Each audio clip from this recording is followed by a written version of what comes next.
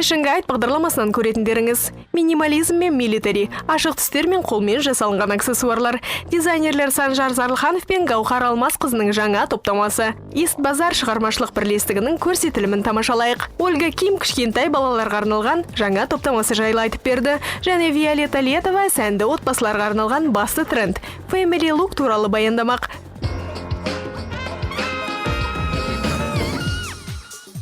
Сән әлеміндегі нағыз индустриялық төңкеріс Қазақстанның сәнді алаңында өткізілуде. Құрылыс қоқыстары, ерекше инсталляциялар, қапырық пәтердің интерьері. Сәнді шара дәл осылай безендірілген. Шараның басты кейіпкеріне айналған дизайнерлер Санжар Зарлыханов пен Гаухар Алмасқызы жаңа топтамаларын ұсынды.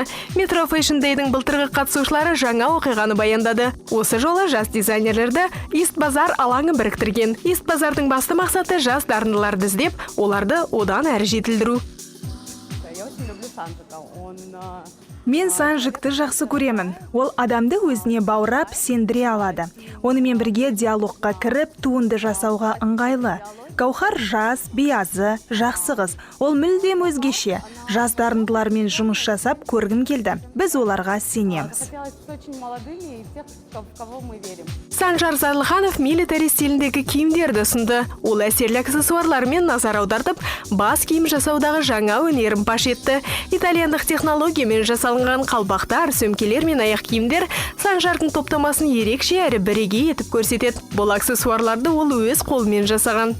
Я делал шляпу во Флоренции, Марселер. Мен қалпақтарды Флоренциядағы фабрикада жасадым. Олар қалпақтарды мыңдаған брендтерге жасайды. Карл Лагерфельд, Шанель, Баленсиага, Стелла Маккартни сынды брендтер тапсырыс береді. Мен өзім дайындаймын, қалпақтарды жасауды үйрендім және соның арқасында атақты дизайнерлермен таныстым. Бұл өте керемет.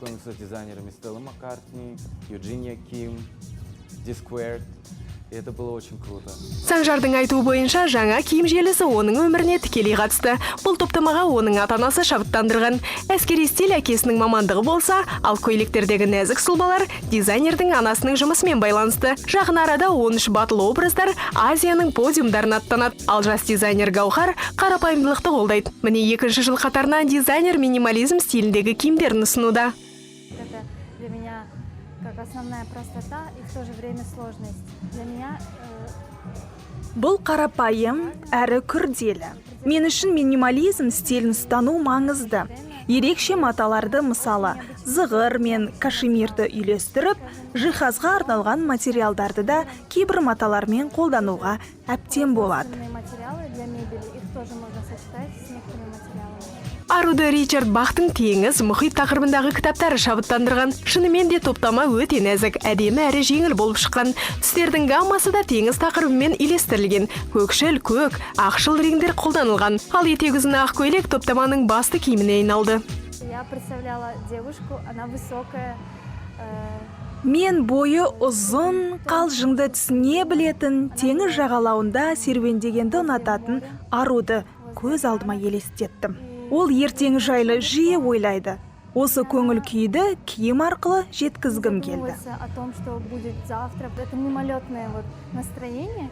Я хотела передать. Жас дизайнерлердің көрсетілімі тек киімдерді ұсынумен ғана шектелген жоқ. Ол түрлі сала мамандарының шығармашылық бірігуі. Шараға суретшілер, музыканттар, арт тұлғалар, архитекторлар, киноиндустрия өкілдері қатысты. Шоудың ұйымдастырушылары Ист Базар әрі қарай шығармашылық пен сәнді біріктіретініне уәде берді.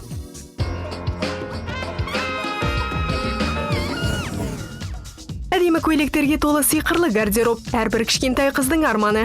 Себебі кішкентай кезімізде барлығымыз анамыздың биік өкшелі аяқ киімдері мен аксессуарларын таққанды ұнататынбыз. Алайда заманауи дизайнерлер маусымаралық топтамаларды тек әйелдер мен ерлерге ғана емес, балаларға да жасайды. Бүгін Fashion Guide бағдарламасы Қазақстанда балалар сәні бар ма деген сұраққа жауап бермек. Отандық өндірушілердің арасында балаларға арналған киімдерді белгілі Брош бренді ұсынуда. Дизайнер Ольга Ким Брош Kids желісін жасаған. Міне, біз көрсетілімді ұйымдастырдық. Капсулалық ана мен бала топтамасын ұсындық. Қызығушылық пен сұраныс жоғары болды.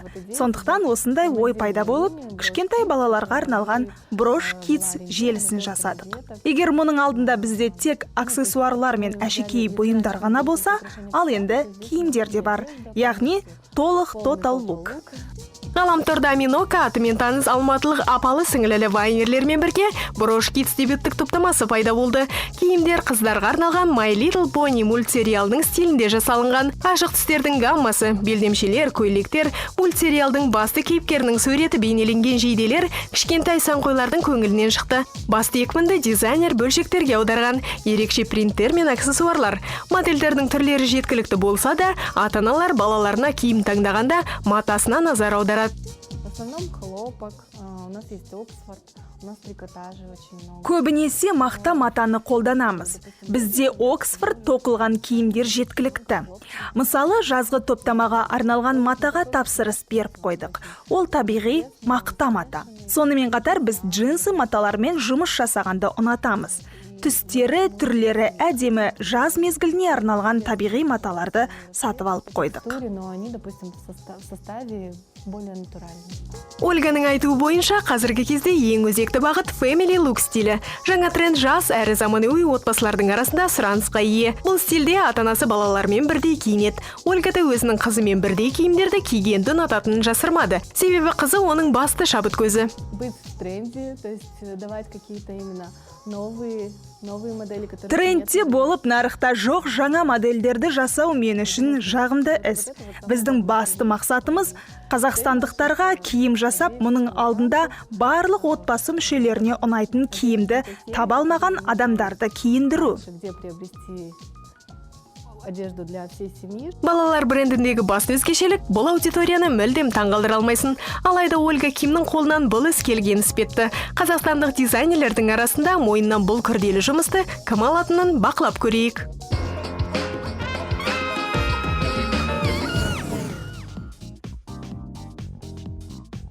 Біздің келесі кейіпкеріміз әйелдерге, арулар мен кішкентай қыздарға арналған сәнді киімді, анасы мен баласына арналған бірдей образдарды жасауды қолға алған. Виолетта Летова өзекті Family Look сәнін 1 жылдан аса жасап келеді. Ол фэшн индустрияға алғаш келгенде ересек адамдарға киім тіккен, ал мұндай киімдерді жасаудағы ой оған кенеттен келген екен.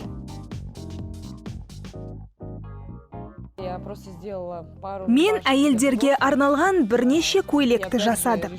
Сосын оның кішкентай баланың үстінде қалай көрінетінін білу үшін өзімнің қызыма дәл сондай көйлекті тіктім. 2 жастағы Ева дизайнер ананың басты моделі. Виолеттаның өзі көбінесе спорттық стильді ұнатады, ал қызы оның стилін қайталайды екен. Жейде көйлектер олардың сүйікті киімі, ал басқа сәнқойларға дизайнер көйлектердің түрлі үлгісін ұсынуда. Себебі анасы мен қызына арналған бірдей киімдер күнделікті өмірде де үйлесімді. Қандайда бір мерекеге киімді бір-ақ рет киесің. Содан кейін келесі мейрамды күту қажет. Кейде көңілің көтеріңкі болып, әдемі киініп серуенге шығу үшін өзіңмен бірге қызыңды да бірдей киіндіргің келеді. Сондықтан адамдар күнделікті киімдерге тапсырыс береді. Күнделікті өмірде киюге арналған мерекелік киімдерді жеткілікті.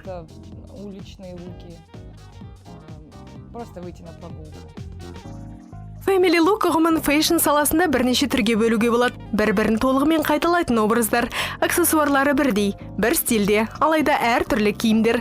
Сонымен қатар баланың киімінде көбелектер мен желбіршектерді қолданбауға болады, ал кейбір аналар тіпті батыл нұсқаларды таңдайды.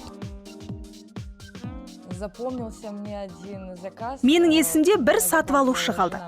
Қайрат футболшысының жұбайы футбол номері бар, яғни 19 саны белгіленген көйлектерге тапсырыс берді. Менің ойымша бұл әдемі көрінеді. Бірдей киінген анасы мен қызы көшеде серуендеп келе жатса тамаша ғой. Family Look жай ғана стиль мен тренд емес, бұл толығымен философия, ата-аналары мен балаларының арасындағы қарым-қатынас. Сондықтан әлемде бұл тенденцияға сұраныс күн санап артуда.